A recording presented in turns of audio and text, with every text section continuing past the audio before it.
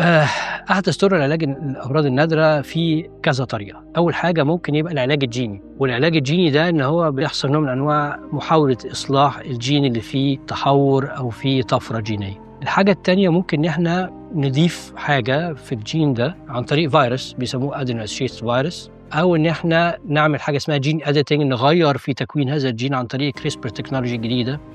وفي حاجة تانية دارجة جدًا اليومين دول بيسموها drug repurposing. يعني إيه drug repurposing؟ يعني أنا باجيب الدوا اللي هو مثلًا بيعالج النقرس، وهو الدوا ده مخصوص لمعالجة النقرس، فبنبُص نلاقي إن الدوا ده ليه بنعمل زي screening للأدوية دي كلّها، ونشوف هل الدوا ده ممكن يستخدم في علاج شيء تاني غير الشيء اللي هو مخصص.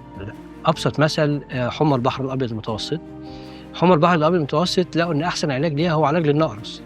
دوا معيّن بيعالج النقرس وبيجيب نتايج هايلة مع المرضى، وبيقلل المضاعفات، بيقلل الattacks اللي بتيجي لهم.